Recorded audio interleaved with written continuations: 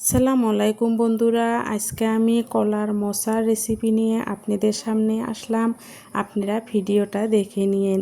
কলার মোচা কিভাবে বানাই আমি এই ভিডিওতে দেখতে পাবেন। কলার মোচা দেখেন এইভাবে বেছে নিতে হয়। ভিতরে একটা শক্ত ডাঁটি আছে, সেইটা এইভাবে বেছে নিতে হয়। এইভাবে বেছে নিয়ে সুন্দরভাবে কুটে নিলাম। কুটে নিয়ে আমি হলদির গুঁড়া দিয়ে অল্প নিমখ দিয়ে ভাপ দিয়ে নিলাম। এইভাবে ভাপ দিয়ে নিতে হয়, না হলে কলার মোচাটা খেতে অনেক তিতা লাগবে। ভাপ দিয়ে কষটা বাহির করে দিতে হয়।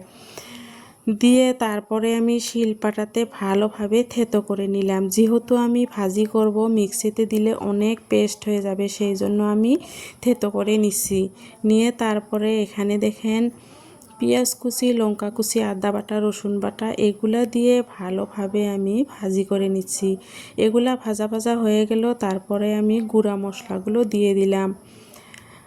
গুঁড়া মশলার ভিতরে হলুদের গুঁড়া, মরিচের গুঁড়া, লবণ, জিরে গুঁড়া, ধইনা গুঁড়া, গরম মশলার গুঁড়া এগুলা দিয়ে ভেজে নিয়ে কলার মোচাটা ঢেলে দিলাম। দিয়ে আমি সুন্দরভাবে ভাজা ভাজা করে নিব। এইভাবে আমি কলার মোচাটা ভাজি করি একদম ঘরোয়াভাবে। আশা করি আপনাদের ভিডিওটা ভালো লাগবে। যদি ভালো লাগে লাইক কমেন্ট শেয়ার করেন, সাবস্ক্রাইব করে দিয়েন, নতুন বন্ধু হইয়েন, সাথেই থাকেন। ফাইনাল লুকটা দেখেন কত সুন্দর হয়েছে। আল্লাহ হাফেজ।